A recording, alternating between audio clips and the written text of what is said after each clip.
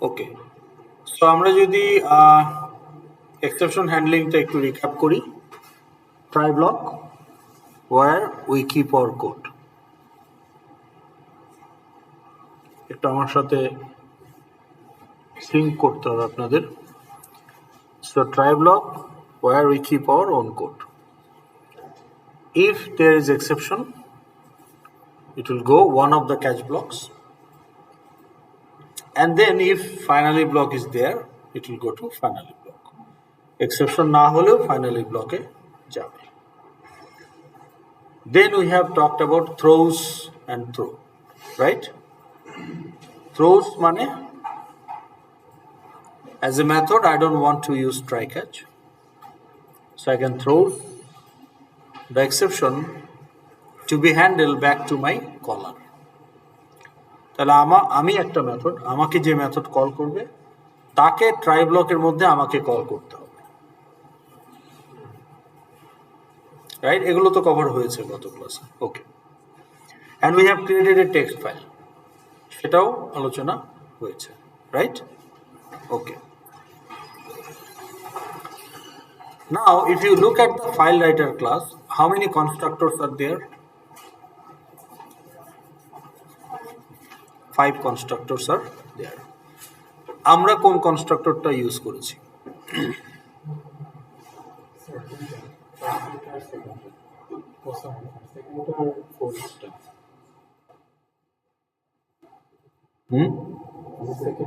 First one and fourth one.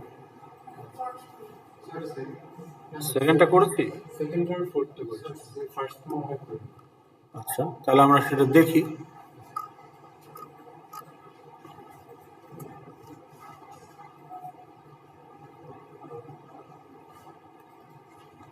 এই যে text file controller, তাহলে এখানে আমাদের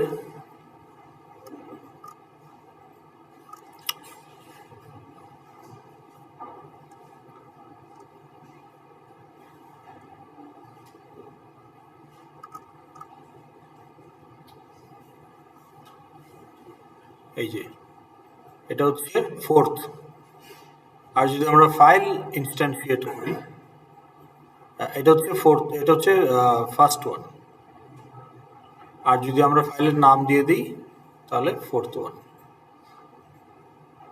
Now in both case it will open the file. এখানে আমরা ফাইলের নাম দিয়ে দিচ্ছি ডাইরেক্ট, এখানে আমরা ফাইলের যে ফিজিক্যাল ফাইলের যে ফাইল ইকুইভ্যালেন্ট সেটা দিয়ে দিচ্ছি। নাও ফাইল তৈরি করার সুবিধা হলো I can check the status of my physical file using the file class method. যেমন is the file executable, is the file read only, what is the size of the length of the file, is it hidden, does the file exist? তাহলে এই ধরনের attributes or state of the file if we want to test at runtime, string class তো আমাকে help করতে পারবে না। So if I create a file instance with the file name, then I can actually do those checks. এই জন্য it is recommended যে we use file. তাহলে আমরা এখানে one parameter constructor ইউজ করেছি, ওকে? But if you look at the constructor list, we also have 2 parameter constructor. সেটা ফাইলের সাথেও আছে, স্ট্রিং এর সাথেও আছে।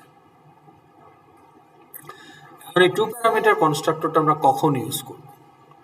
When we want to use the open the file to append new data at the end of the file. So file exists, so it has some content. Now I want to write new content, not by replacing the file as a new file, but to add the new content at the end of existing file. So append. তাহলে আমি যদি ফাইলটাকে replace করার জন্য open করি, I will use one parameter constructor, either file name or the file. আর যদি append করার জন্য open করি, I will use 2 parameter constructor with file name or with file. তাহলে এটা clear? Any question? Clear? Okay. এটা তো আমরা টেস্ট করি নাই বোধহয়, করছি না, কিন্তু আপনাদের কোডে দেখতেছি না, এই জন্য জিজ্ঞেস করলাম।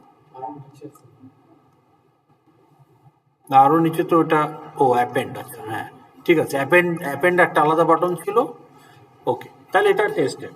এখন আমরা দেখব যে বাইনারি ফাইলে আমরা অবজেক্ট কিভাবে রাইট করব। ওকে, so in our project we have a model class called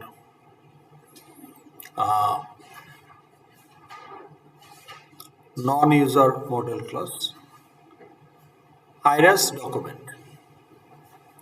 Okay, now the fields are creator id, date of creation and content. এটা ডকুমেন্ট ক্লাস। না, ডকুমেন্টের আবার অনেক সাব ক্লাস হতে পারে, নোটিশ, মিটিং মিনিট, অ্যাসাইনমেন্ট, ওকে, contract, appointment letter, so বিভিন্ন ধরনের document হতে পারে। So document is a super class এবং তার সাব ক্লাস, আমরা এখানে একটা অ্যাসাইনমেন্ট ক্লাস তৈরি করেছি, এক্সটেন্স ডকুমেন্ট। অ্যান্ড এক্সট্রা ফিল্ড হিসেবে আমরা একটা ডিউ ডেট নিয়ে আসছি, যেহেতু অ্যাসাইনমেন্ট।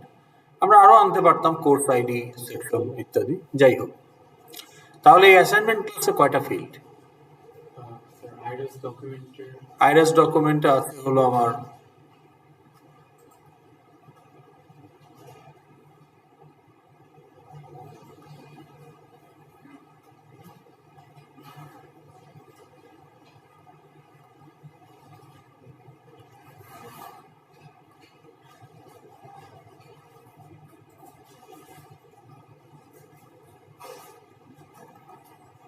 আইএস ডকুমেন্ট আছে তিনটা field, creator ID, date of creation, content, আর অ্যাসাইনমেন্টে আমরা অ্যাড করলাম ডিউ ডেট। তাহলে কয়টা ফিল্ড? চারটা field. Okay, so this are the 4 fields. Okay, creator ID, date of creation, due date, আর হচ্ছে কন্টেন্ট। এখন এখানে আমাদের দুইটা বাটন আছে, একটা হলো সেভ অ্যাসাইনমেন্ট assignment.bin ফাইল, আর একটা বাটন হচ্ছে load objects from assignment.bin file to table. Okay, তাহলে এখানে আমাদেরকে এই বাটনের অনেকক্ষণে গিয়ে আমাদেরকে ফাইলটা ওপেন করতে হবে with the stream. Any file, if we want to read or write, first we need to open the file with the stream. Now if we look into the different type of streams that we have, let's recap a little bit. স্ট্রিমগুলো আমরা কখন use করি? যখন আমরা র bytes নিয়ে র byte operation করতে চাই। ওকে, সো ইন্ডিভিজুয়াল বাইট এখানে কোনো ডাটা টাইপ না, রাদার র বাইটস অফ মাই ফাইল, যেমন audio file, image file, video file, etcetera, PDF file. তো তখন আমরা রাইট করার জন্য ফাইল আউটপুট স্ট্রিম দিয়ে ফাইলটাকে ওপেন করব, রিড করার জন্য ফাইল ইনপুট স্ট্রিম দিয়ে ফাইলটাকে ওপেন করব। ওকে, if we deal with raw bytes instead of data type. ওকে, আর যদি আমি টেক্সট ফাইল নিয়ে ডিল করি তাহলে ডেটা টাইপ হচ্ছে ক্যারেক্টার। তো তখন আমি ফাইলটাকে ওপেন করব ফাইল রাইটার দিয়ে টু রাইট, আর রিড করার জন্য ফাইল রিডার দিয়েও করতে পারি, আর যদি আমার একটা ফাইল তৈরি করা থাকে তাহলে স্ক্যানারের সোর্স হিসাবে ফাইলটাকে দিতে পারি। ডাটা স্ট্রিম কখন ইউজ করব?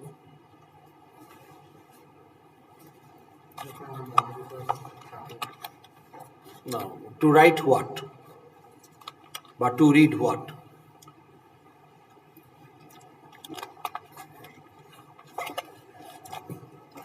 ফাইল রাইটার কখন ইউজ করবেন বা ফাইল রিডার?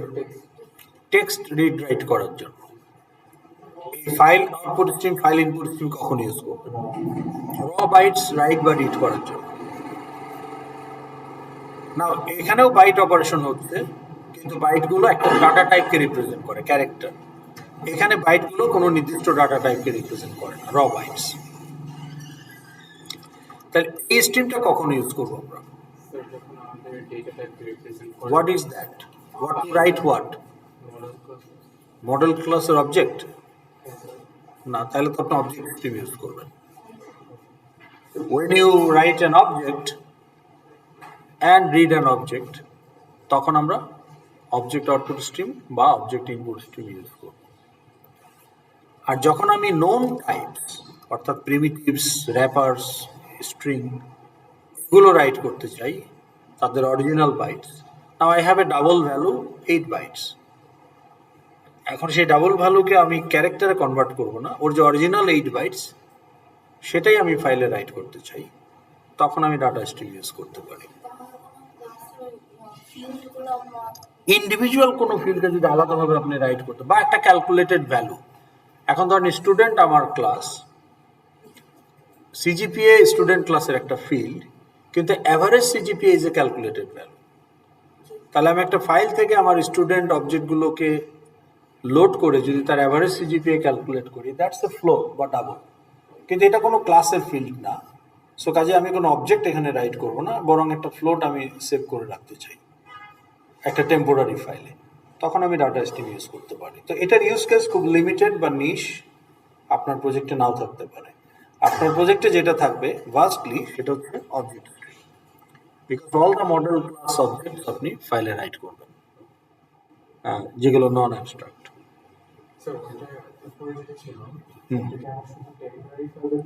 না, যে কোনো ফাইলেই। এখন আপনি একটা অ্যাভারেজ সিজিপিএ, এটা তো একটা কন্টিনিউয়াস চেঞ্জিং ভ্যালু, তো কাজে এটাকে যদি আমি সেভ করেও রাখি একটা টেম্পোরারি পারপাসে হয়তো বা করবো, এই জন্য বললাম আর কি। আচ্ছা, এখন তাহলে আমি যদি একটা, খেয়াল করেন, ইমেজ ফাইল রাইট করতে চাই, তাহলে আমার abc.jpg এই ফাইলটাকে আমি ওপেন করব কোন স্ট্রিম দিয়ে?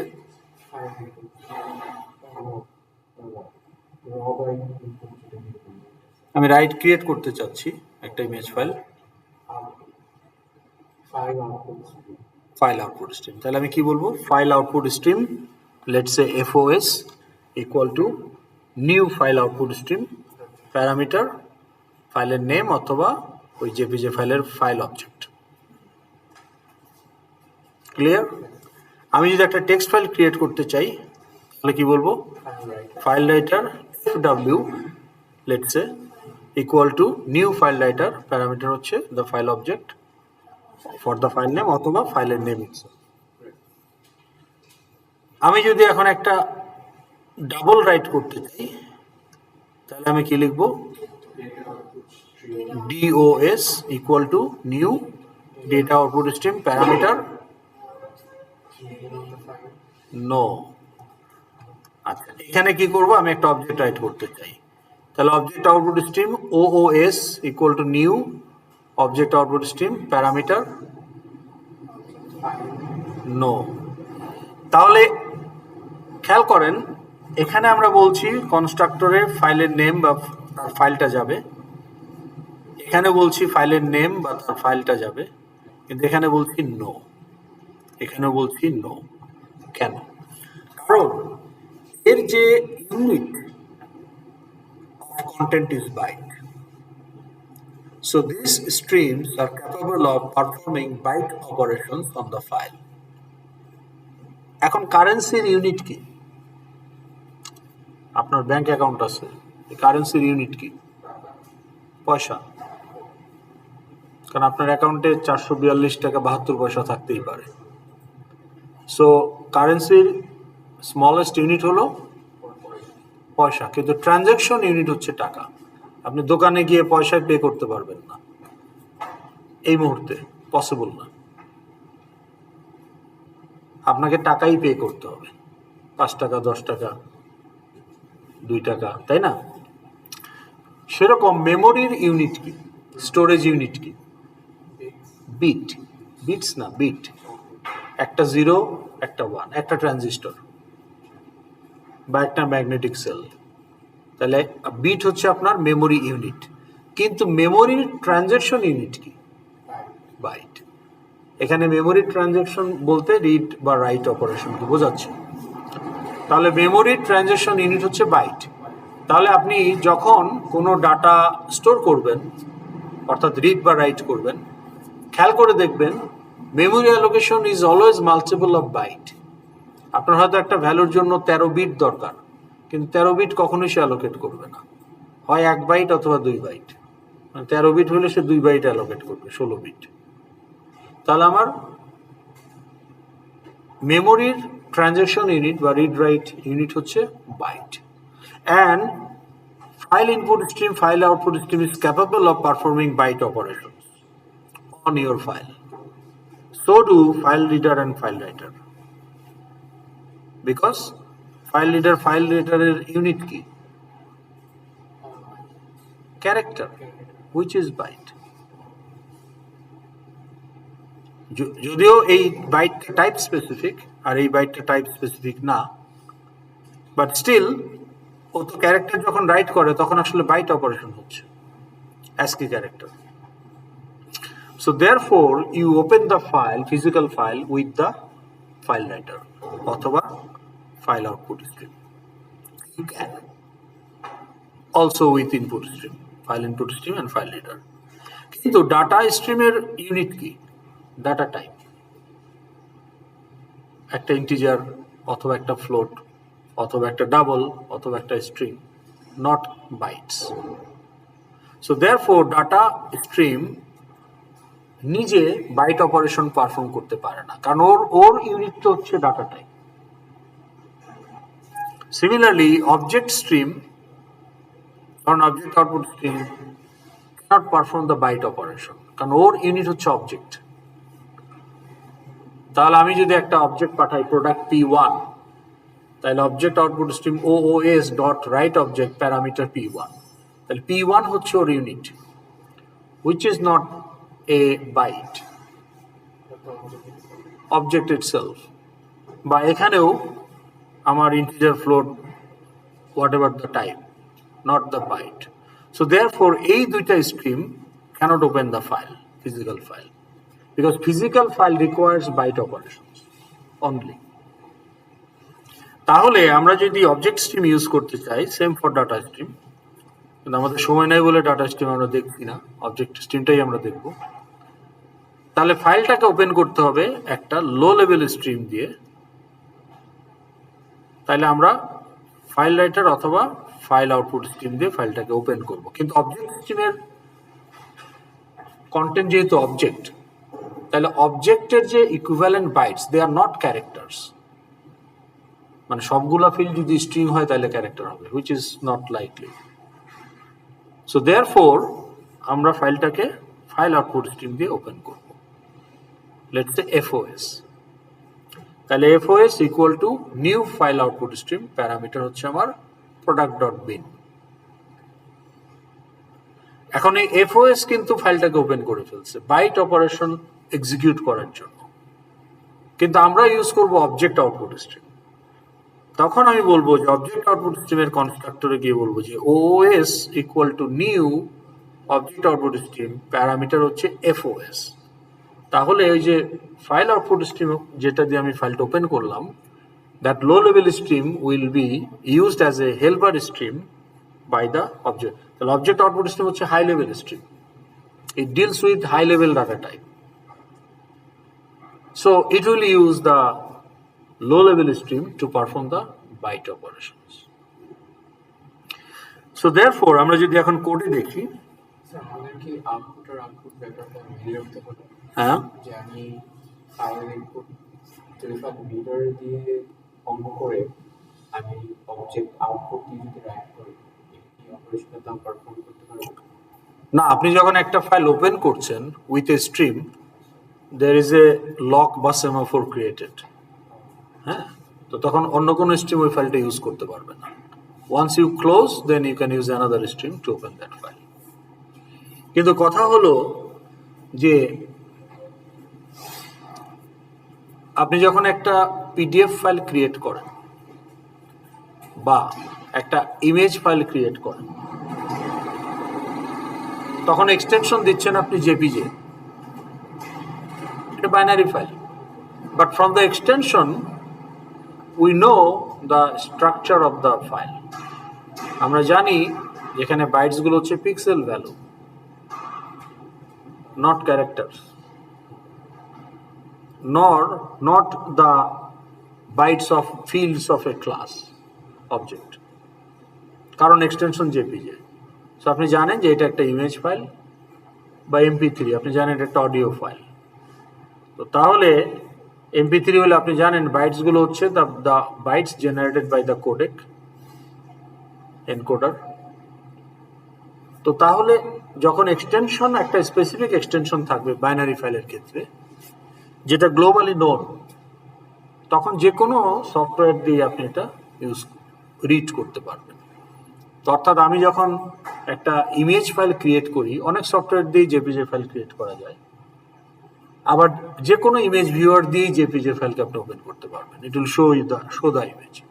কারণ কি, ফ্রম এক্সটেনশন ও জানবে যে how the bytes are organized, so that I can use the reverse mechanism to read the bytes accordingly and produce the content output.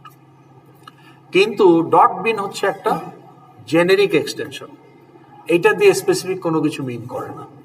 Dot PDF, it has a specific meaning. Dot MP3, dot MP4, dot JPG, they have specific meaning, okay. কিন্তু dot bin it's a generic extension. তার মানে dot বিন হচ্ছে একটা secret structure. যে application থেকে বিন ফাইলটা create হইল, ওই অ্যাপ্লিকেশনই শুধু জানে এই বিন ফাইলে কি রাখা হয়েছে। অন্য কোনো অ্যাপ্লিকেশনকে যদি এই ফাইলটা আপনি দেন, সে জানে না আসলে ওই ফাইলে কি আছে। কেন জানে না? কারণ এক্সটেনশন থেকে সে ওটা ডিটেক্ট করতে পারবে না। তাহলে অ্যাপ্লিকেশন, এক্সক্লুসিভ টু অ্যাপ্লিকেশন, যদি আমি একটা বাইনারি ফাইল তৈরি করতে চাই যে আমার অ্যাপ্লিকেশনে ফাইলটা ক্রিয়েট হবে, আমার অ্যাপ্লিকেশনে এটা ইউজ হবে, এই ফাইলটা কেউ যদি পেন ড্রাইভে করে নিয়ে যায়, অন্য কোনো অ্যাপ্লিকেশন এটা ইউজ করতে পারবে না। তো সেটা যদি চাই, তখন এক্সটেনশন হবে dot bin. Okay, it's hidden. Okay, fine. তো এখন আমাদের এই বাইনারি ফাইল যে কন্ট্রোলার, অর্থাৎ এটার যে কন্ট্রোলার, এখানে এসে আমরা কি করছি, ক্রিয়েট বাটনে গিয়ে বা অ্যাপেন্ড বাটনে গিয়ে আমরা যেটা করছি সেটা দেখেন। আমরা কিন্তু ফাইলটাকে ওপেন করছি ফাইল আউটপুট স্ট্রিম দিয়ে। এই যে FOS, একটা ফাইল আউটপুট স্ট্রিম, একটা ফাইল আউটপুট স্ট্রিম, আর একটা অবজেক্ট আউটপুট স্ট্রিম। তিনটা হ্যান্ডেল আমরা ডিক্লেয়ার করে রেখেছি, FOS, OOS। তাহলে এই যে ফাইল, যেটা আমার assignment.bin, এই ফাইলটাকে কিন্তু আমরা ওপেন করছি file output stream. And now this FOS goes to the constructor of object output stream. Okay? এইটা আপনাকে মাথায় রাখতে হবে। ডান। এখন আপনি আমাকে বলেন, প্রোডাক্ট যদি একটা ক্লাস হয়,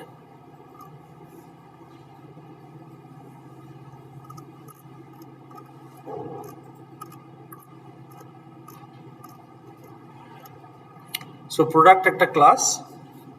For the sake of discussion, I kept it very simple, একটা integer, একটা string, একটা float। এই হচ্ছে আমার field। Now, if I instantiate two products, P1 and P2, তো প্রথম প্রোডাক্টের আইডি হচ্ছে 123, নেম হচ্ছে লাক্স অফ 100 গ্রাম, প্রাইস হচ্ছে 60 টাকা। আর সেকেন্ড প্রোডাক্ট P2, ওটার আইডি হচ্ছে 3456, কুরকুরে 50 টাকা। কোশ্চেন হলো, how many bytes will be needed for P1 and P2? P1 এরটাই বলেন আগে। How many bytes will be needed to store the object P1? মানে র্যামেই হোক আর ফাইলেই হোক।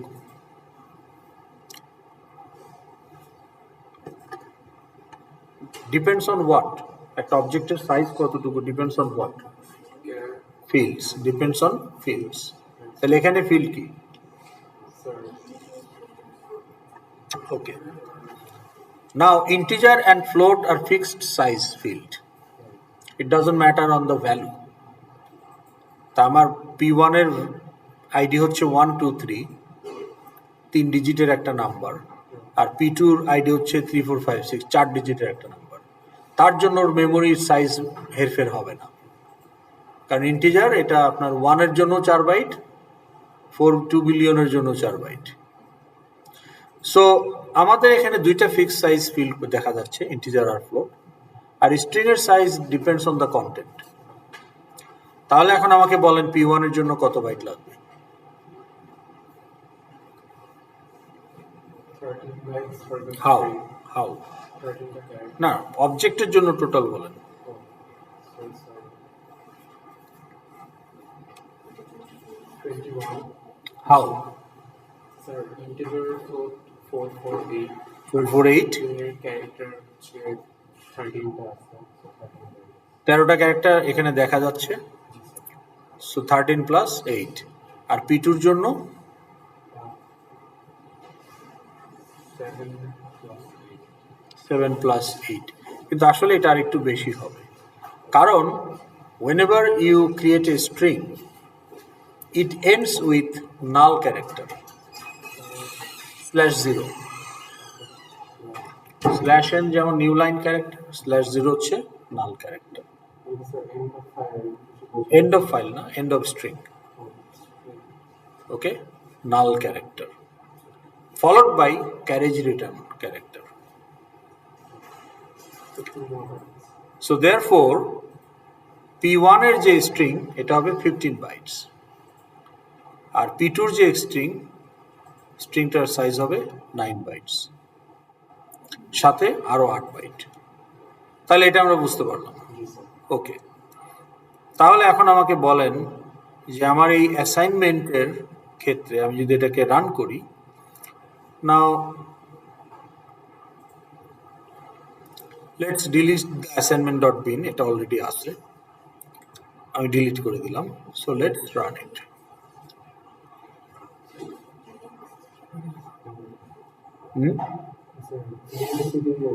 VLC আইকন ছিল, ভিএলসি তে ওপেন করছিলাম একবার, এই জন্য আইকন চলে আসছে। VLC তে ইউজ করতে পারবে না, পারবে না, পারবে না, কিন্তু আইকনটা বসে যায়। ওইটা আপনি অপারেটিং সিস্টেমে গিয়ে আবার চেঞ্জ করে দিতে পারেন। ওকে, তো তাহলে এখন আমার এখানে যদি আমি এখন একটা অ্যাসাইনমেন্ট ক্রিয়েট করি, একটু ডিটেক্ট ওই এখানে লুজ আছে একটু, আসবে, আসছে। ওকে, তো একটা অ্যাসাইনমেন্ট আমি ক্রিয়েট করলাম, এই হচ্ছে ইস্যু ডেট, এই হচ্ছে ডিউ ডেট, ধরেন হ্যালো। তাহলে এই অবজেক্টটার সাইজ কত হবে? স্যার লোকাল ডেটটা তোমরা জানো, লোকাল ডেটে কি থাকে? ডে, মান্থ, ইয়ার। লোকাল ডেট ক্লাসের যে অবজেক্ট, সেখানে থাকে ডে, মান্থ, ইয়ার। তাহলে তিনটা নাই, তাইলে ওখানে ধরেন 12 ডে, মান্থ, ইয়ার ভ্যালুগুলো, আর ডিউ ডেটেও 12, 24, আইডিতে 4 28, আর এখানে 7, তাহলে 35। তাহলে অ্যারাউন্ড 30 to 40 এই রেঞ্জের মধ্যে একটা ভ্যালু। তাহলে আমি যদি এখন ফাইলটা ক্রিয়েট করি, ফাইলটা ক্রিয়েট হয়ে গেল, দেখেন অ্যাসাইনমেন্ট ডট বিন। এখন এই ফাইলটার সাইজ কত বাইট হওয়া উচিত? 35 বাইট। কিন্তু আমরা যদি দেখি এটা আসলে 290 বাইট।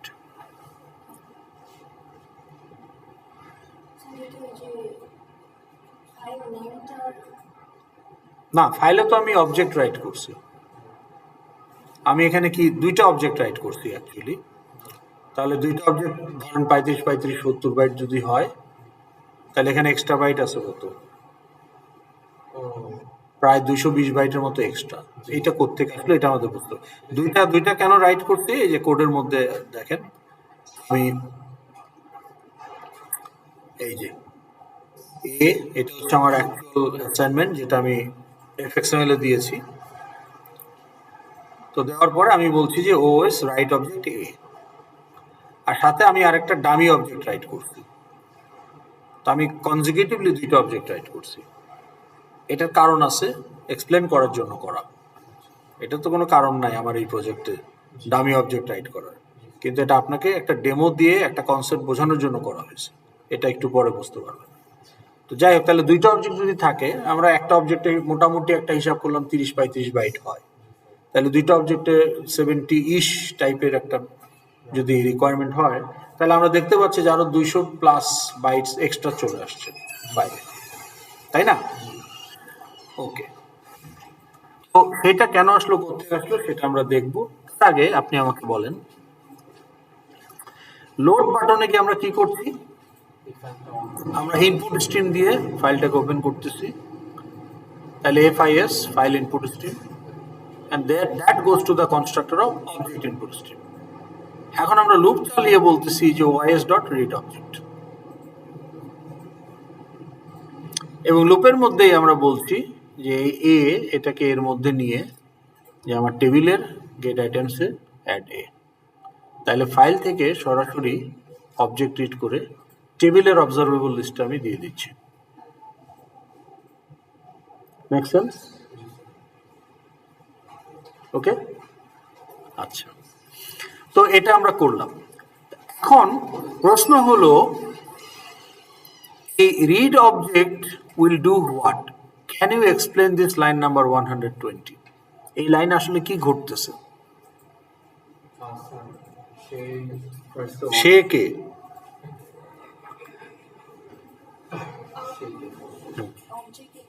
হ্যাঁ, কি আপনার তো আনন্দিত কেন? না, এইভাবে প্রশ্ন না করলে তো আপনার ডটস গুলো কানেক্টেড হবে না। হ্যাঁ, আপনি তো বাক্য শুরুই করছেন যে সে। কি ঘটবে এই লাইনটা? এই লাইনটা এক্সিকিউট হলে কি ঘটবে? এটা আমার স্ট্রিম অবজেক্ট, ও হচ্ছে ক্লায়েন্ট, তাহলে ওর একটা মেথড হচ্ছে রিড অবজেক্ট, এই মেথডটা এক্সিকিউট হচ্ছে। তো এই মেথডটা এক্সিকিউট হলে কি ঘটবে? আমি আগে যে FIS এর মধ্যে যে ইনপুট স্ট্রিম, যে ফাইলটাকে আমি ডিফাইন করে রাখছি, ওপেন করে রাখছি, এইটার বাইনারি ফাইলগুলো কিভাবে রিড করতে হবে? না, মেথডের নাম কি? মেথডের নাম কি? তাহলে মেথডের নাম থেকেই তো বোঝা যায় মেথডটা কি করে। তাহলে ও কি করবে? অবজেক্টকে রিড করবে। কোত্থেকে? যে ফাইলটা ওপেন করা আছে। আচ্ছা, এখন আমার ফাইলের সাইজ 2 MB, মানে 2 মিলিয়ন বাইটস। তো 2 মিলিয়ন বাইটস তো আর একটা অবজেক্ট না, ওখানে হাজার হাজার অবজেক্ট আছে। তাহলে সে কোন জায়গা থেকে রিড করবে আর কতটুকু রিড করবে? সবসময় প্রথম থেকে লুপ ঘুরবে, প্রত্যেকবার সে প্রথম থেকে রিড করবে, তাহলে তো আপনি একই অবজেক্ট পাবেন। পুরাটা তো 2 মিলিয়ন বাইটস, 2 মিলিয়ন বাইটস কি একটা অবজেক্ট? রিড অবজেক্ট তো আপনাকে একটা অবজেক্ট দিবে। কোনখান থেকে? 2 মিলিয়ন বাইটস তো পুরা ফাইল। তা আপনার যদি 1000 অবজেক্ট থাকে, এই লুপটা 1000 বার ঘুরবে। আর আপনি খেয়াল করেন যে রিটার্ন করতেছে কি? একটা অবজেক্ট। ওটা আপনি রিসিভ করতেছেন কিসের মধ্যে? একটা হ্যান্ডেল, অ্যাসাইনমেন্ট হ্যান্ডেল। তাহলে রিড অবজেক্ট আপনাকে একটা অবজেক্ট রিড করে দিবে। তা একটা অবজেক্ট রিড করে দিবে, কিন্তু 2 মিলিয়ন বাইটসও তো আমার হাজার হাজার অবজেক্ট আছে। তাহলে ও কত নম্বর বাইট থেকে কত নম্বর বাইট পর্যন্ত রিড করবে টু গেট অ্যান অবজেক্ট?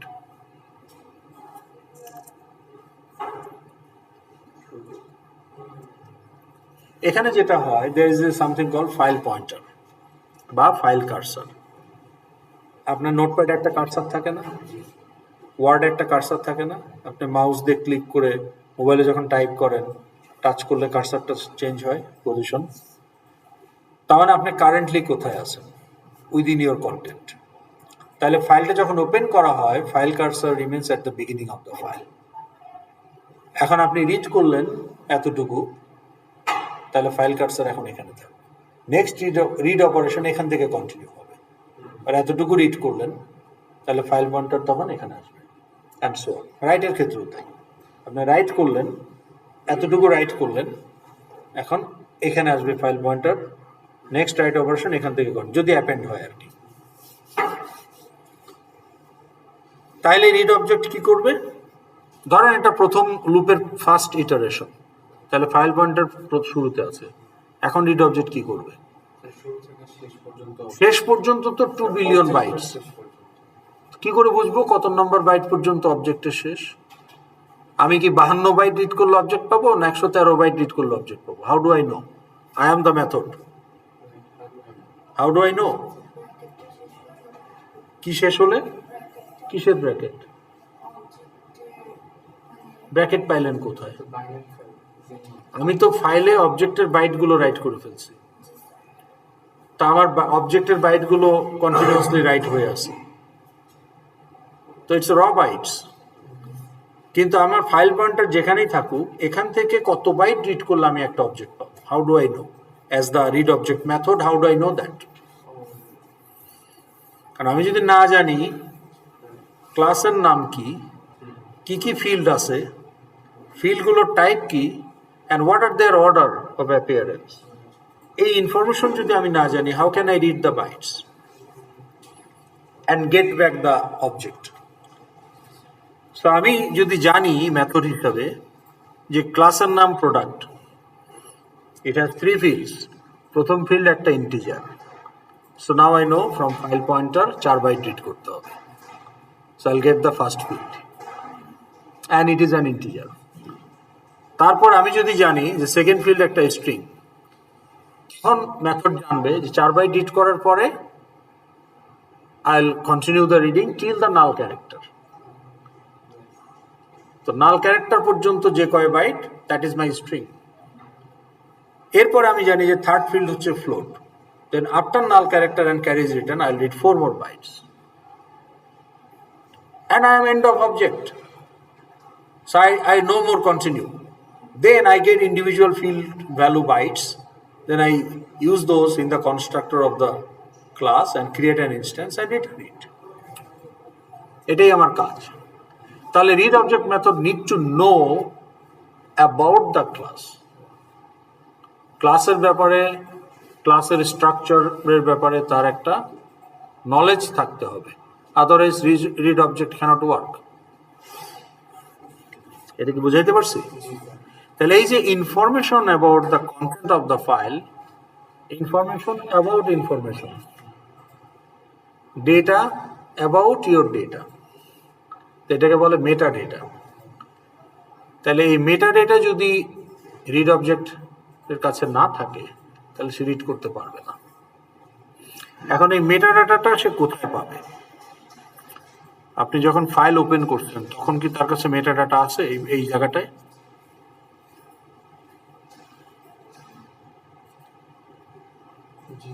কি হবে? আপনি বলছেন যে abc.bin একটা ফাইল, লেটস সে FIS কে বললেন abc.bin কে ওপেন করো, আর OIS কে বললেন FIS কে তুমি লো লেভেল স্ট্রিম হিসাবে ইউজ করবা to read the bytes. That's all it নোস।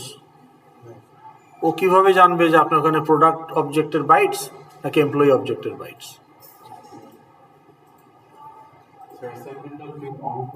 অ্যাসাইনমেন্ট.bin তো ফাইল, এটা আপনি বলতেছেন অ্যাসাইনমেন্ট, এটা abc.bin যদি হইতো, তাহলে ওপেন করলে তো আপনি একটা বাইটস পাচ্ছেন, আপনি ওপেন করলে 2 মিলিয়ন বাইট পাইলাম। So all I got is a file having 2 million bytes and I can read bytes from there. কিন্তু এই 2 মিলিয়ন বাইটকে আমি কিভাবে রিড করব? আমার কাছে যদি মেটা ডেটা না থাকে। Do I have the meta data here in line number 114, 15 and 16? How? Where is the meta? How it will get the metadata? I just know there's All you are telling, this is the file name, and when it is opened, you will get 2 million bytes. That is the thing. That is the only information it has. So what is the content of your data file? আপনার ফাইলের content কি?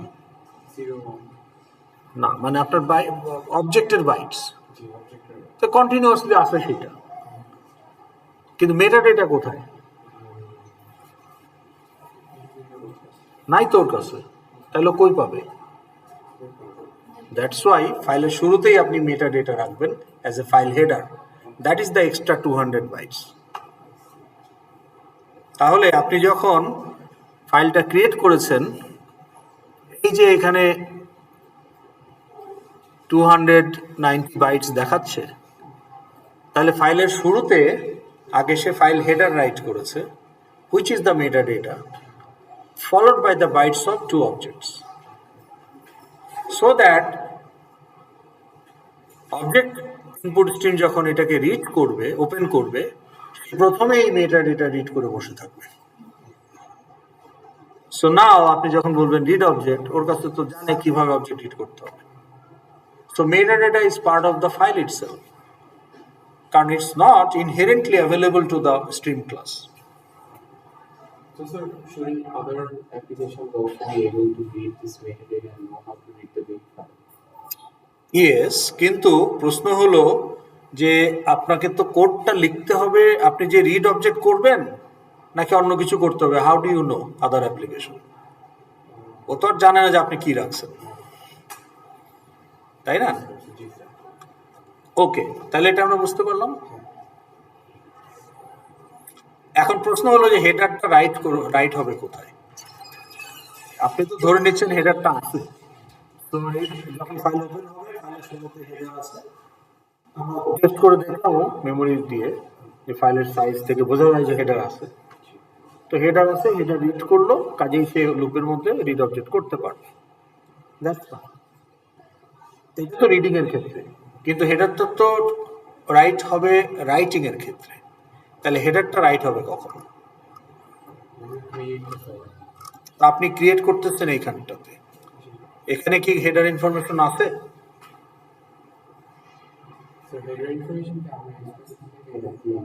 না না, আপনি কোডের মধ্যে code দেখে বলেন যে এই কোড থেকে কি হেডার ইনফরমেশন পাওয়া যাবে?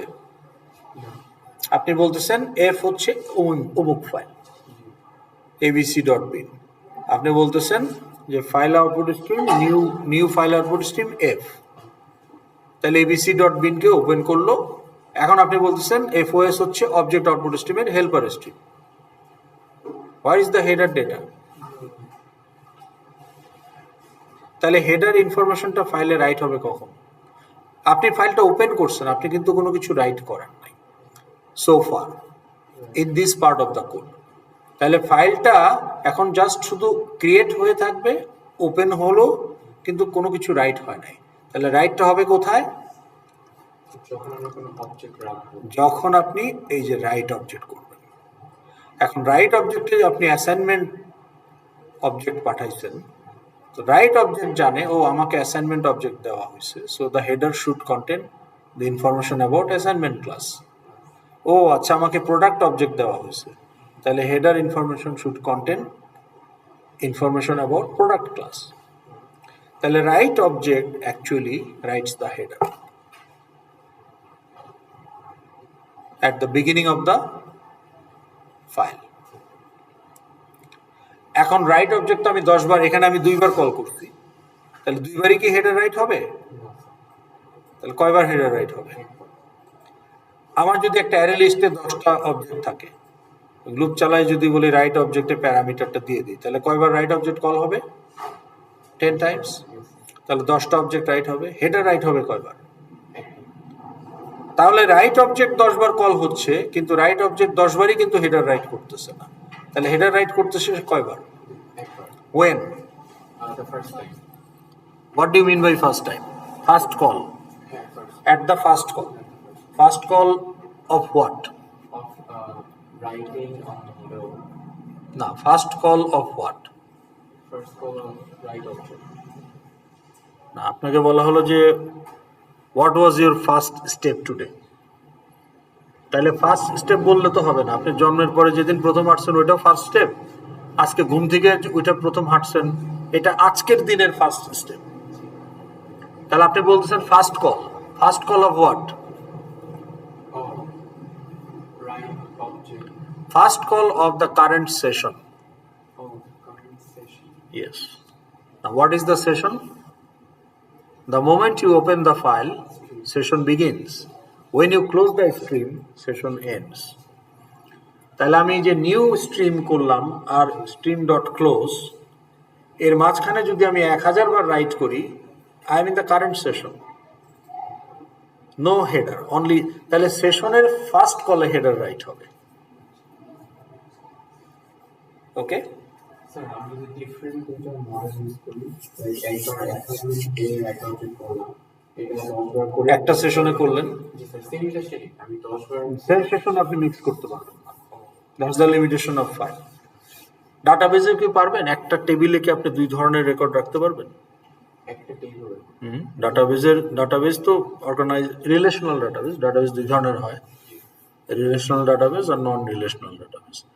আমরা আমাদের এই ডিগ্রি প্রোগ্রামে রিলেশনাল ডাটাবেজটাই শিখি, RDBMS, ওরাকেল অথবা SQL। ওকে, মার্কেট শেয়ারের কথা যদি চিন্তা করেন, RDBMS actually dominates the market. Okay, it was 100% few years back. এখন যদি আপনি দেখেন যে how many, আমি ChatGPT কে যদি জিজ্ঞেস করি what is the market share of RDBMS, log in করতে হবে, যাই হোক, আচ্ছা এখানেই দেখি, গুগলেই দেখি,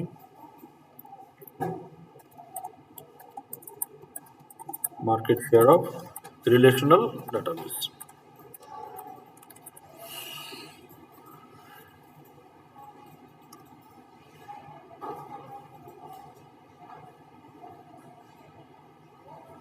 Sir, you're using Yahoo Chrome? এই এই ক্রোমে ইয়াহু, মানে আমার অ্যাকাউন্ট অনেকগুলা, আমি এক এক ব্রাউজারে এক একটা করে রাখছি আর কি। তো ক্রোমটা আমি ইউজ করি শুধু আইভির জন্য এই ল্যাপটপে। Google is not happy with your choice. না, গুগল আমি পার্সোনাল গুগল ইউজ করি, ওইটা আবার আমার ফায়ারফক্স। হ্যাঁ, ওখানে আবার আপনার ডিফল্ট হচ্ছে গুগল। বেসিক্যালি আমি এখন ব্রাউজার ইউজই করি না Oh, to search. ChatGPT, oh. ChatGPT search engine on steroid, Right. তাই না? Much better. What you want to If get you pay. to the point. Paid version, and if you know how to make prompts, Right. you can get excellent. Yes, I use paid version. ChatGPT is worth it. আমার তো কাজেই লাগে, কারণ আমার সব ধরনের search, findings, identification. ওকে, কারণ আপনি একটা এসি কিনবেন, আপনি ChatGPT কে যদি প্রপারলি প্রম্পট দেন, বাংলাদেশের ক্লাইমেটের জন্য আমার ইউজ কেস হচ্ছে এই, this will be my use case. কেউ 2 ঘন্টা, কেউ 8 ঘন্টা, কেউ শুধু সামার, তাহলে this is my use case, this is the room size, this many people will stay in that room, this room has, this are the appliances are there. Okay, should I use 1.5 ton or 2 ton? Okay, 2 ton, ভালো কথা। নাও which brand will be more suitable for my use case? Now I don't want a budget is not an issue, তো তখন সে premium ব্র্যান্ডগুলো নিয়ে আসবে। Premium ব্র্যান্ডগুলোর মধ্যে তখন আমি বলবো যে আমাকে একটা কম্পারেটিভ অ্যানালাইসিস দাও ইন এ টেবুলার ফরম্যাট। তো এগুলো তো গুগল আমাকে দিতে পারবে না, তাই না? আর আপনার ফ্রি ভার্সনে লিমিটেশন আছে, আমি একটা স্ক্রিনশট দিয়ে বলতে পারি use this screenshot in your analysis, একটা ইমেজ দিয়ে দিতে পারি বা ভিডিও দিয়ে দিতে পারি। ওকে, তো ChatGPT ইজ গুড, আপনাকে এআই ইউটিলাইজ করতে পারতে হবে আজকের দিনে, নাহলে আপনি obsolete, but in a ethical way. হ্যাঁ, আপনি পরীক্ষায় নকল করার জন্য ইউজ করলে বা প্রফেশনাল কাজে যদি আমি এটা নকল করার জন্য ইউজ করি, তাহলে তো হবে না। ওকে, Sir, I use DeepSeek. না, ডিপসিকের ইস্যু আছে, কারণ ডিপসিকের বিষয়টা হলো যে ডিপসিকের মডেল, যাক এটা নিয়ে পরে আলাপ করি। হ্যাঁ, আমাদের আজকে শেষ করতে হবে এটা, কারণ প্রজেক্ট বানাইতে হবে আপনাকে। ওকে, এখন এই যে সেশনের শুরুতে সে রাইট করবে, আমাদের এই সেশনে আমরা কয়টা অবজেক্ট রাইট করেছি? 2টা অবজেক্ট রাইট করেছি। এখানে হেডার কি 2বার আছে না 1বার আছে? কারণ 2টা অবজেক্ট একই সেশনে রাইট হয়েছে। ওকে, তাহলে কত? 290, তাই না? আচ্ছা, এখন আমি যদি এই আরেকটা সেশনে গিয়ে আরো 10টা অবজেক্ট, আরো 2টা অবজেক্ট অ্যাড করি, তাহলে আমার ফাইলটা কি দাঁড়াবে? Header bytes followed by 2 objects. Session close. The next session again header bytes, again 2 objects.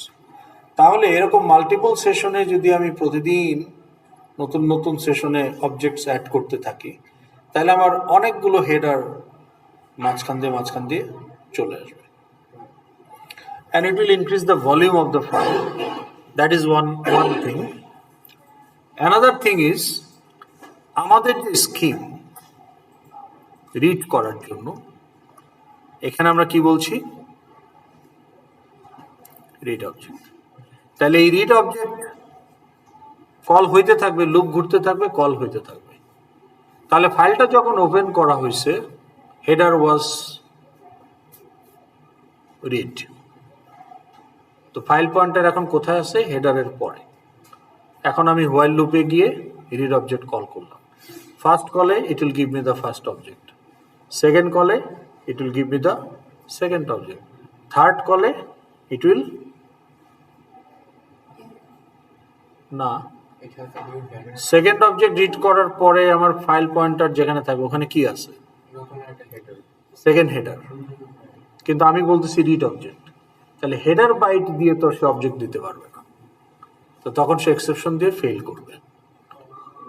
তাহলে আপনার শত শত সেশনে আপনি হাজার হাজার অবজেক্ট রাইট করছেন, but you can only read the objects of the first session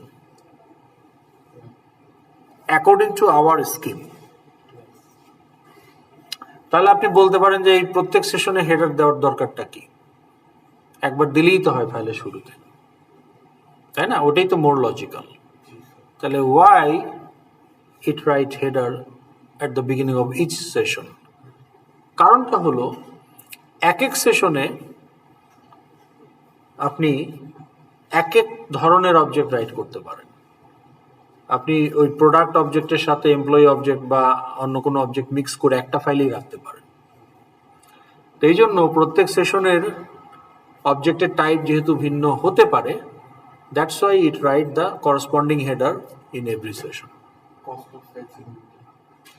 কিন্তু কথা হলো যে that has its own use case, যে mixing objects of different types in a single file written in different sessions. That has a use case, but that doesn't suit in our application development. কারণ আমরা আমাদের ফাইলগুলোকে use করছি two replicate database. তাহলে আমার class ডায়াগ্রামে যদি 15টা model class থাকে নন abstract, তাহলে 15টা ফাইল আমি ইউজ করব।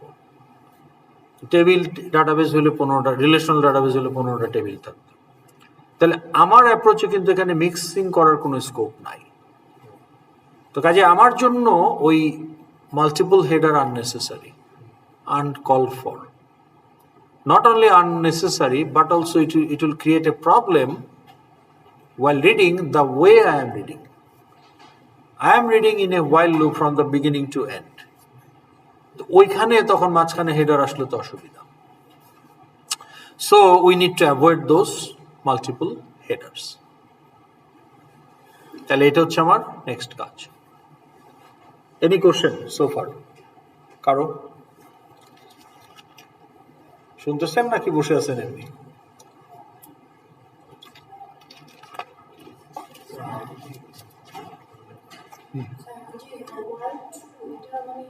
ইনফিনিট লুপ, এটা একটা গুড অবজারভেশন। আমি কি এখানে কোনো টার্মিনেটিং কন্ডিশন দিয়েছি? আপনি যদি বলতেন যে while something not equal to null বা while something less than 20, ভেতর আবার ওটাকে প্লাস প্লাস করতেছেন, so you know at some point it will terminate. কিন্তু সিম্পলি while true মানে কি, এটা ইনফাইনাইট লুপ। তাহলে আমি রিড করতেছি, টেবিলে অ্যাড করতেছি, রিড করতেছি, টেবিলে অ্যাড করতেছি, তাহলে এই লুপটা টার্মিনেট করবে কখন? How this loop will terminate? Terminating কন্ডিশনই তো আপনি দেন নাই। আপনি কি ওয়াইল লুপে কোনো টার্মিনেটিং কন্ডিশন দিচ্ছেন? তাইলে তো ট্রু মানে তো কিসের ট্রু? আপনি তো কোনো কন্ডিশন দেন না, এটা ইনফাইনাইট লুপ। তাহলে ইনফাইনাইট লুপ কিভাবে ব্রেক করে? ভেতরে একটা কন্ডিশন দিয়ে ব্রেক করতে হয়, সেরকম কিছু তো আমরা দেই নাই। তাহলে এই লুপটা কি ব্রেক হবে না? ব্রেক তো হইতেই হবে। এই লুপটা ব্রেক হবে এক্সেপশন দিয়ে। যখন সবগুলো রিড অবজেক্ট করে ফেলবেন, ইটারেশনে read object will fail. Fail হলে কি হবে? এক্সেপশন। এক্সেপশন হলে কি হবে? ট্রাই ব্লক এক্সেপশন হলে কি হয়? It abandons the try block and jumps to catch block. তাহলে ট্রাই থেকে বের হয়ে যাবে মানে লুপ ব্রেক করবে। কাজে এইখানে যদি আপনি এই লুপের পরে যদি বলেন ক্লোজ, এটা আনরিচেবল কোড, আনরিচেবল স্টেটমেন্ট।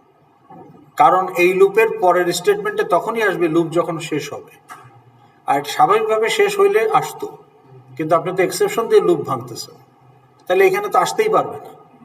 তাহলে এই লুপের পরে কিছু দিয়ে লাভ নাই, আপনাকে ক্যাচ ব্লকে ক্লোজ করা যা করা ক্যাচ ব্লক ও ফাইনালি ব্লকে করতে হবে।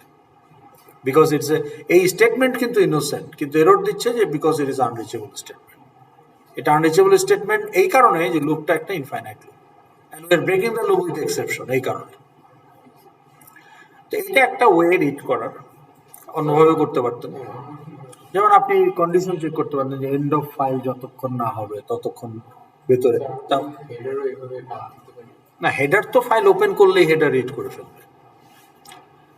এখন দেখেন আমরা কি চাই, যে হেডারটা শুধু একবার রাইট হোক, ওয়ান টাইম। ওয়েন? কখন?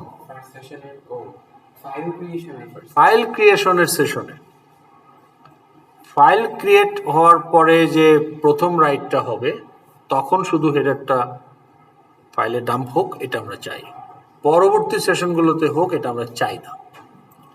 তা আমরা চাই আর না চাইলে তো হবে না, এটা তো অবজেক্ট আউটপুট স্ট্রিম ক্লাসকে চাইতে হবে। এটা তো library class, and we can't touch that. এখন দেখেন অবজেক্ট আউটপুট স্ট্রিম ক্লাসটা যদি আমরা একটু ইনভেস্টিগেট করি, এই যে রাইট অবজেক্ট মেথড যেটা আছে, ওকে, এটা কিন্তু প্রাইভেট মেথড না, ঠিক আছে? এটা মেথড মানে প্রাইভেট প্রোটেক্টেড তো বলা নাই, কিছু বলা না থাকলে প্যাকেজ বা পাবলিক, তাই না? আমরা এটাকে কল করতে পারতেছি পাবলিক মেথড। কিন্তু ও নিজে হেডার রাইট করে না, কারণ হেডার তো প্রত্যেকবার রাইট করে না, হঠাৎ একবার রাইট করে at the beginning, at the first call. তো ফার্স্ট কলটা, এই কলটা, এটা যখন ফার্স্ট কল হবে একটা সেশনের, ও তখন এই রাইট স্ট্রিম হেডারকে ইউজ করবে। এটা একটা হেল্পার মেথড, দেখেন এটা একটা প্রাইভেট মেথড, মানে protected method, which is equivalent of private. Okay, তাহলে এই রাইট স্ট্রিম হেডার ওই আসলে হেডারটা রাইট করে, তাহলে এটাকে সে ইউজ করবে at the first call of the session. প্রত্যেক সেশনের শুরুতেই তো সে রাইট স্ট্রিম হেডারকে ইউজ করবে এবং হেডার রাইট হবে, কিন্তু আমরা তো সেটা চাই না। তাহলে আমরা কি করতে পারি? So in the utility package I have created a subclass called appendable object output stream, extends of object output stream. Only change I did is I have overridden the right stream header with an empty body. তাহলে right stream header now exists in two class, super class as well as in subclass. Super class version যদি execute হয় এটা write হবে, subclass version যদি execute হয় empty body execute হবে, তার মানে অ্যাকচুয়ালি হেডার রাইট হবে না। Do you follow this? এখন প্রশ্ন হলো, ফাইলটা যখন ক্রিয়েট করব তখন আমরা চাইবো যে লাইব্রেরি ক্লাসের রাইট স্ট্রিম হেডার ইউজ হোক, সুপার ক্লাসের রাইট স্ট্রিম হেডার ইউজ হোক, আর যখন আমরা অ্যাপেন্ড করব, মানে ফাইল অলরেডি আছে, তার মানে ওখানে ডাটা আছে, তার মানে অ্যাপেন্ড করার সেশনগুলো আসলে সাবসিকুয়েন্ট সেশন, তো তখন আমি সাব ক্লাসের রাইট স্ট্রিম হেডারটাকে ইউজ করতে চাই। এখন প্রশ্ন হলো, মেথডের নাম তো একই, আপনি যখন বলবেন যে OOS dot write object, OOS dot write object যখন আমরা বললাম,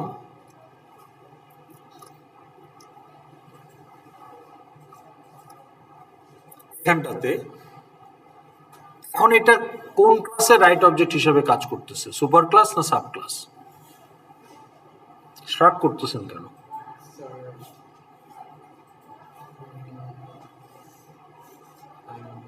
polymorphism, w dot overhaul w.overhaul, এখন এটা ওভারহল পিস্তল ক্লাসেরটা এক্সিকিউট হবে না সোর্ড ক্লাসেরটা এক্সিকিউট হবে না গ্রেনেড ক্লাসেরটা এক্সিকিউট হবে?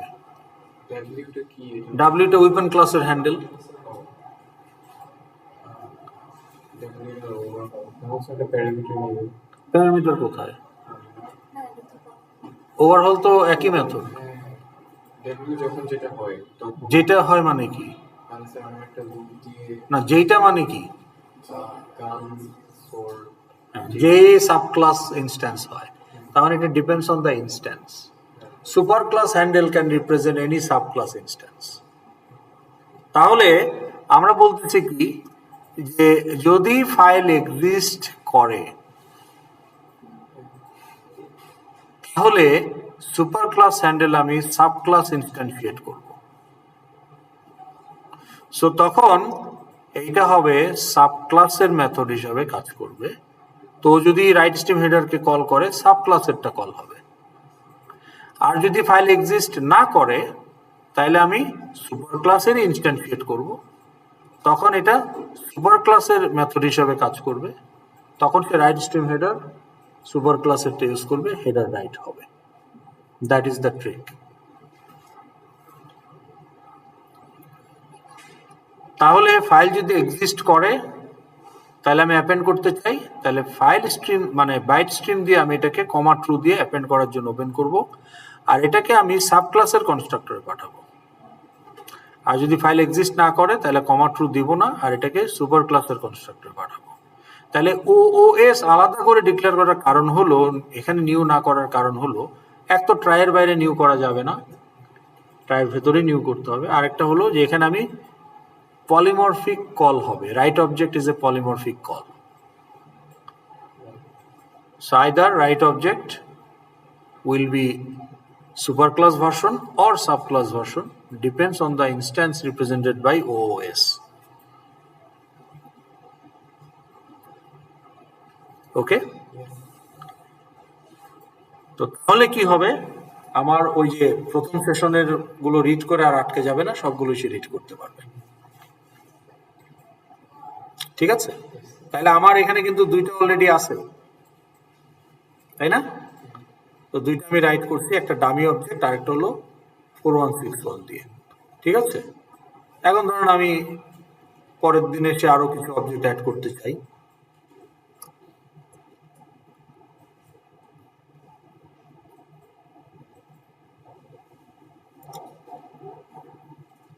উদাহরণ আমি এখানে দিলাম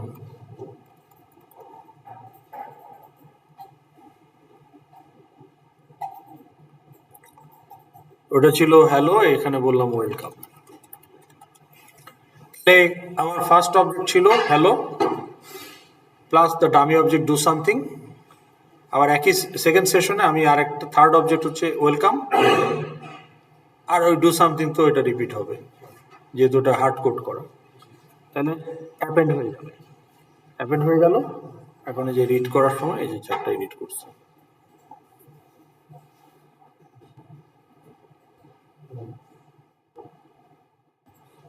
তাহলে ফাইনালে কিন্তু আপনাকে এই কাজই করতে হবে ফাইনাল এক্সামে।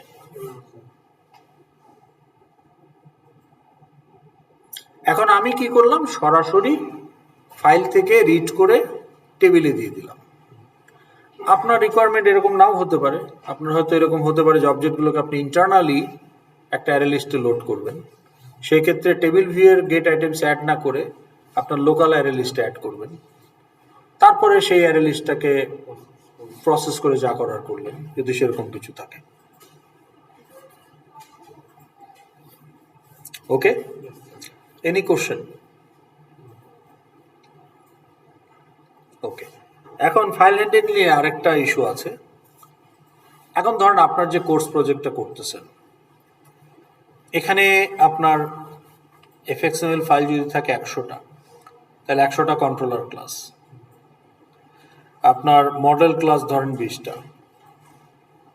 এর বাইরে আরো অনেক লাইব্রেরি ক্লাস আপনি এখানে ইউজ করতেছেন, যেমন system class, FXML loader class, scene class, stage class, window class, node class, তাই না, স্ট্রিম ক্লাস, তারপরে যে text field, checkbox, table view, table column, radio button, button menu, menu item, হাবি জাবি, তাহলে আপনার প্রায় 100-2 ক্লাস এখানে আছে, রাইট? এখন শোনেন, এই যে 200-র মতো ক্লাস আপনার প্রজেক্টে কোনো না কোনোভাবে ইউজ হয়েছে, এই কয়টা ক্লাসের অবজেক্ট আপনি ফাইলে রাইট করবেন? 200টা ক্লাসের অবজেক্টকে আপনি ফাইলে রাইট করবেন? তাহলে কয়টা ক্লাসের অবজেক্ট ফাইলে রাইট করবেন? তো আমাদের যে এক্সাম্পলটা আমরা এইমাত্র বললাম, অ্যাকর্ডিং টু দ্যাট এক্সাম্পল,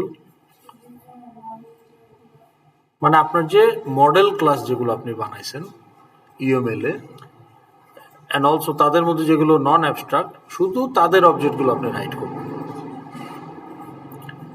তা আপনি তো একটা বাটন অবজেক্টকে রাইট করবেন না ফাইলে, আপনি তো একটা এফএক্সএমএল লোডারের অবজেক্টকে ফাইলে রাইট করবেন, একটা রেডিও বাটনের অবজেক্টকে তো আপনি ফাইলে রাইট করবেন না, তারা আপনার অ্যাপ্লিকেশন ডাটা না। তাহলে দেখেন, এই যে শত শত হাজার হাজার লাইব্রেরি ক্লাস, এটা কেউই আপনার অ্যাপ্লিকেশন ডাটা না। অনলি কিছু কালেকশন ক্লাস আপনি সেভ করতে পারেন, যেমন অ্যারে লিস্ট। অ্যারে লিস্টকে আপনি অ্যারে লিস্ট অবজেক্ট হিসেবে রাইট করতে পারেন, বাট ওই collection array list, tag, queue, এই ধরনের কিছু কালেকশন ক্লাস ছাড়া most of the classes are non writable object.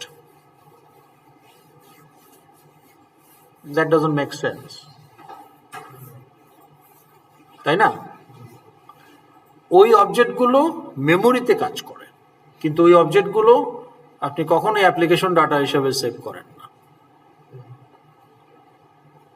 তাহলে বাই ডিফল্ট, যেহেতু মেজরিটি অবজেক্ট আমরা রাইট করি না ফাইল বা ডাটাবেজে, so by default they are not writable.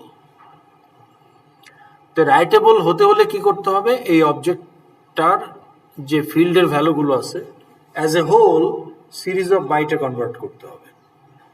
তো এই সিরিজ অফ বাইটে কনভার্ট করার প্রসেসটাকে বলা হয় সিরিয়ালাইজেশন।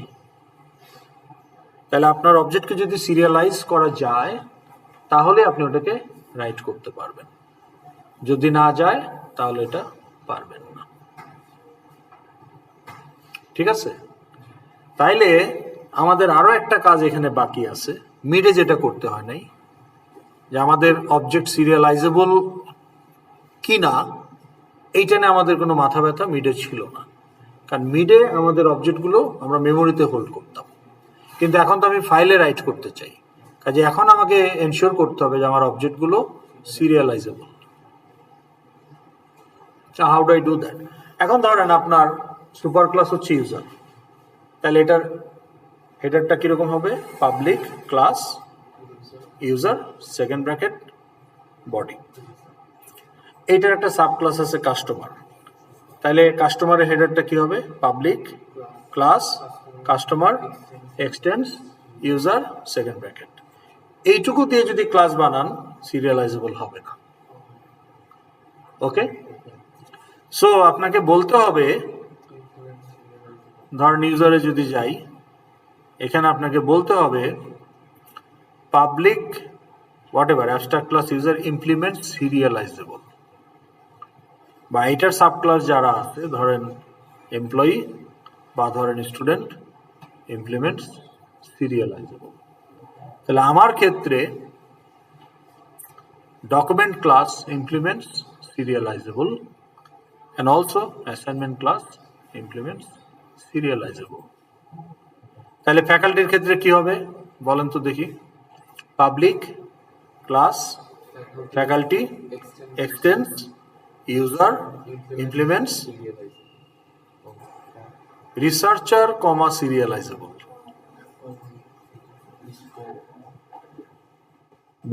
ভুলে গেলে কি করে হবে? ইনহেরিটেন্সের সময় একই প্রজেক্ট আমরা ইউজ করতেছি। ট্যাক্স পেয়ারটা আসলো না কেন? কারণ ফ্যাকাল্টি আবার, তাহলে আবার বলেন ফ্যাকাল্টিটা কি হবে? পাবলিক ক্লাস ফ্যাকাল্টি এক্সটেন্স না এমপ্লয়ি ইমপ্লিমেন্টস রিসার্চার কমা সিরিয়ালাইজেবল। এমপ্লয়িতে কে বলতেছেন? Public class employee এক্সটেন্স user implements tax payer কমা সিরিয়ালাইজেবল। সুপার ক্লাসকেও সিরিয়ালাইজেবল করতে হবে, কারণ সুপার ক্লাসের ফিল্ড ইনহেরিট হয়ে আসবে। খালি নিজস্ব ফিল্ড সিরিয়ালাইজেবল করলেই তো হবে না, ইনহেরিটেড ফিল্ডগুলোকেও তো সিরিয়ালাইজেবল করতে হবে as a whole. So therefore super ক্লাসকে ইনস্ট্যান্সিয়েট করেন বা না করেন ওদেরকেও সিরিয়ালাইজেবল করতে হবে। এটা যদি না করেন রাইট অবজেক্ট এক্সেপশন হয়ে রাইট হবে না। ক্লিয়ার? এখন আপনি চিন্তা করেন এই যে আপনি রিসার্চার ইন্টারফেসকে যখন ইমপ্লিমেন্ট করছেন তখন ফ্যাকাল্টি ক্লাসকে এই যে সাবমিট পেপার ওভাররাইট করতে হচ্ছে না? কারণ ইন্টারফেস থেকে আপনি কি ইনহেরিট করেন? What we inherit as a class, as an implementing class, what I inherit from an interface? Abstract methods. Abstract methods. তো তাহলে আমি নিজে যদি অ্যাবস্ট্রাক্ট ক্লাস না হই তাহলে ওভাররাইটিং ম্যান্ডেটরি। তাইলে এই ভদ্রলোক আমি তো কোনো কিছু ওভাররাইট করি নাই, টু স্ট্রিং ওভাররাইট করছি কিন্তু সেটা ইন্টারফেস থেকে ইনহেরিট হয় নাই, সেটা অবজেক্ট ক্লাস থেকে ইনহেরিট হয়েছে। তাইলে ও আমাকে আটকাচ্ছে না কেন?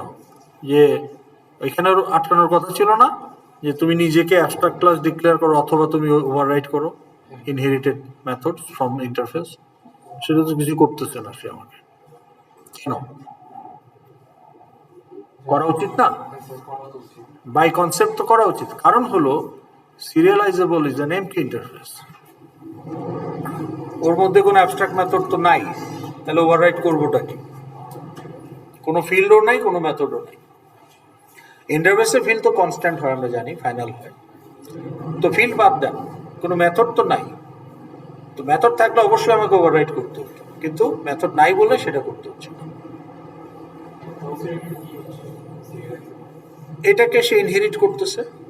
তাহলে আমি হলাম গিয়ে অ্যাসাইনমেন্ট ক্লাস, আমি বলতেছি যে আমি সিরিয়ালাইজেবল ইন্টারফেসকে ইনহেরিট করি, কিন্তু আসলে আমি কি ইনহেরিট করলাম? কিছুই না, ওর মধ্যে তো কিছু নাই। তাহলে টেকনিক্যালি আমি বলতেছি আমি ওকে ইনহেরিট করি। তা আমি বললাম যে আমি I inherit property from that homeless guy. Make that make sense? Right. Then why you do that? Why do we do that? Okay. Because it is a marker interface.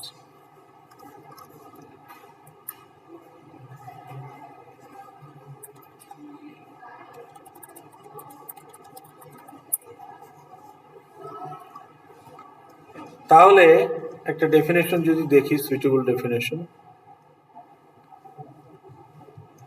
the marker interface, also known as a tagging interface, is an interface that does not contain any methods or constant.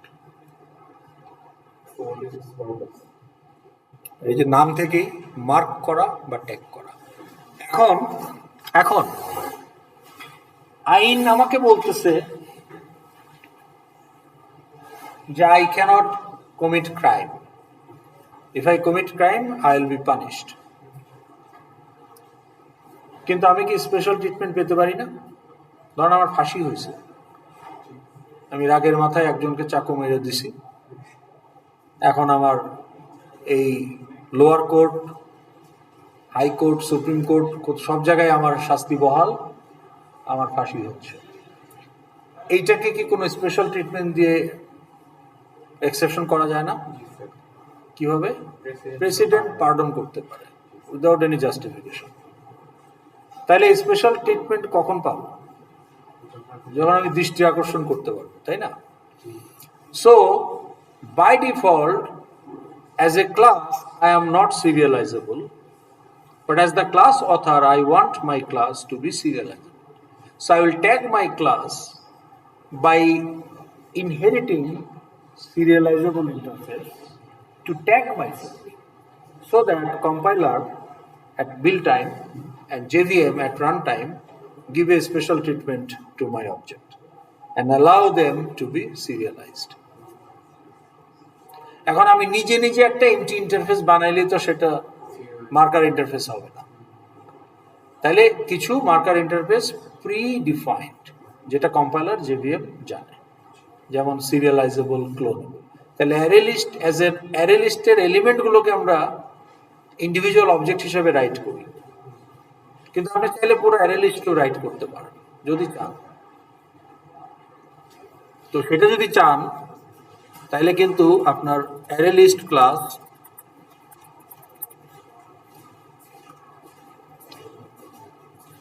also implements serialization.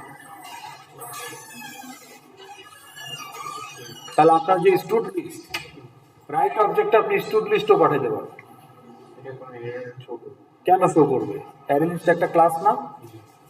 তাহলে array list আপনি যদি product ক্লাসের object right করতে পারেন, array list ক্লাসের object right করতে পারবেন না কেন? Provided array list implements serialization, which it does. হ্যাঁ, ও অ্যাটেন্ডেন্সের জন্যই বসে আছেন, এটি আপনার উদ্দেশ্য এবং ভিডিও। হ্যাঁ দিচ্ছি, আরো 5 মিনিট আছে, শেষ করে দিচ্ছি। তাহলে এটা বুঝতে পারলাম। তাহলে আপনাকে কি করতে হবে? আপনার যে প্রজেক্টটা জমা দিবেন সানডেতে এবং ফাইনাল পরীক্ষা আছে, তাহলে আপনাকে মডেল ক্লাস যেগুলো আছে আপনার সব গণহারে বলবেন ইমপ্লিমেন্ট সিরিয়ালাইজেবল। সবগুলো করুন স্যার, আর যেগুলো অ্যাপ্লিকেশন ডেটা ওগুলো করুন। মডেল ক্লাসই তো অ্যাপ্লিকেশন ডেটা, কন্ট্রোলার ক্লাস কি অ্যাপ্লিকেশন ডেটা? আমি কি বলছি, লাইব্রেরি ক্লাস বলছি? লাইব্রেরি ক্লাস তো আপনি টাচই করতে পারবেন না, মডেল ক্লাস। তাহলে মডেল ক্লাসগুলোকে বলবেন ইমপ্লিমেন্ট সিরিয়ালাইজেবল। ওকে, এরপরে আপনি অবজেক্ট আউটপুট স্ট্রিমের একটা সাব ক্লাস আপনার দরকার, যেখানে রাইট স্ট্রিম হেডার ওভাররাইট করা আছে। আপনারা চাইলে আমার প্রজেক্ট থেকে এইটা কপি পেস্ট করে ইউজ করতে পারেন, কারণ এখানে রকেট সায়েন্স কিছু নাই, ফিক্সড কোড।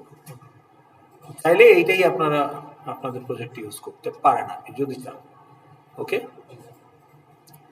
তাহলে এই দুটো হচ্ছে সেট আপ। তারপরে আপনি রাইট করবেন, রিড করবেন, যা করার করবেন। ওকে, তাহলে আমরা কি ফাইল হ্যান্ডলিং বুঝতে পারলাম? তাহলে ফাইল হ্যান্ডলিং এখন আমরা পারবো। ওকে, তাইলে এখন আপনাকে ওই যে ফাইল স্ট্রাকচার দেখাইছিলাম না, ডামি ফাইল ইউজ করবেন কিনা এটা এখন আপনাকে ডিসাইড করতে হবে।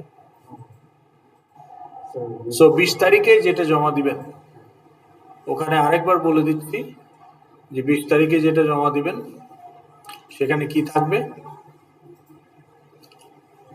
ডাউনলোডস, এই যেরকম একটা ফোল্ডার থাকবে, ফাইনাল ফোল্ডার, আইডি গুলো থাকবে এবং কিওয়ার্ড থাকবে। ওকে, ঠিক আছে। তো তাহলে এটা আপনি করে ফেললেন।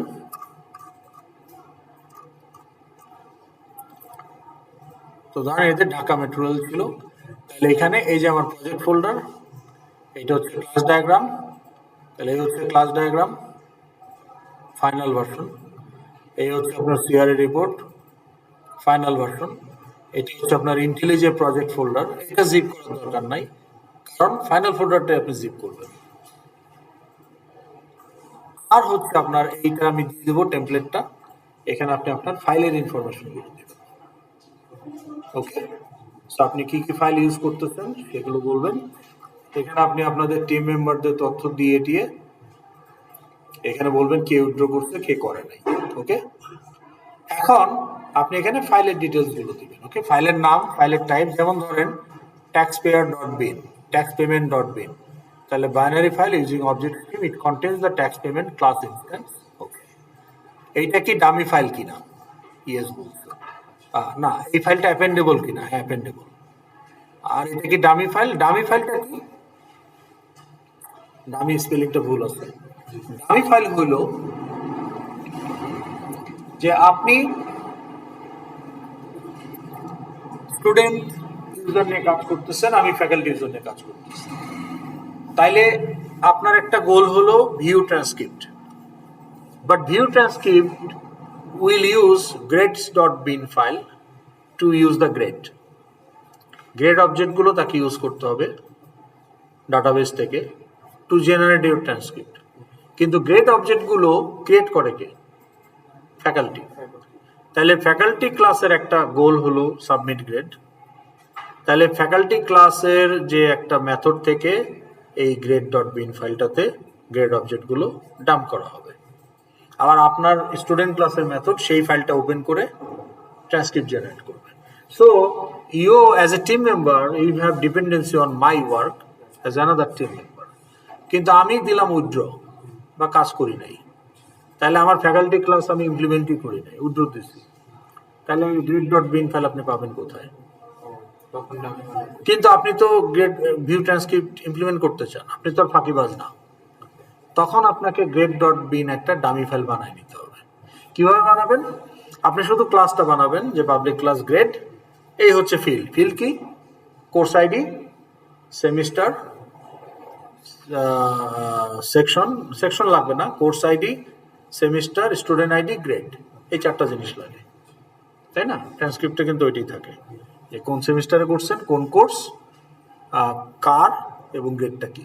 তাহলে এই 4টা ফিল্ডে আপনি একটা গ্রেড ক্লাস বানান, কনস্ট্রাক্টর আর গেটার রাখেন। তারপরে আপনি হার্ড কোড করে কিছু ডামি অবজেক্ট ক্রিয়েট করে ফাইলে অ্যাপেন্ড করে রেখে দেন, and use that grade dot bin for your transcript generation.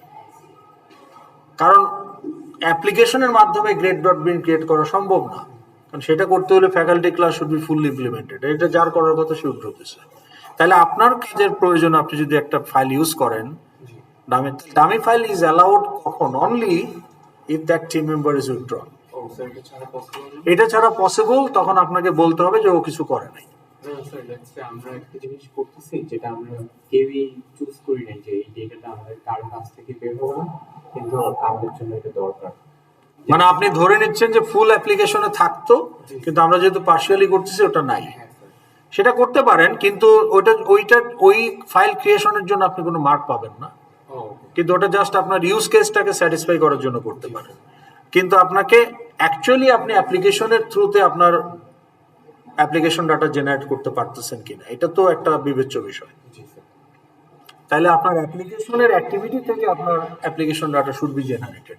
তাহলে সবগুলো না হলেও কিছু না কিছু তো আপনাকে করতে হবে, বুঝতে পেরেছেন?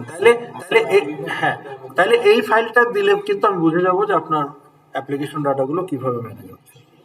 তাহলে এই ফাইলটাও পিডিএফ করে দিতে হবে। তাহলে এই যে 3টা পিডিএফ আর ইন্টেলিজে প্রজেক্ট ফোল্ডার, এইগুলো আপনি মূল ফোল্ডারে রেখে মূল ফোল্ডারটা জিপ করে আপলোড করবেন।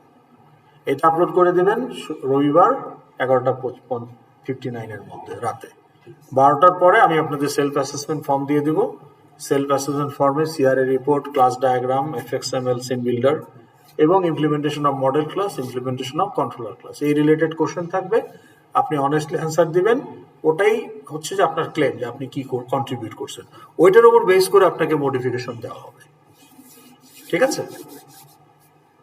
তাহলে উইথ দ্যাট নোট আমরা শেষ করি। আমরা আজকে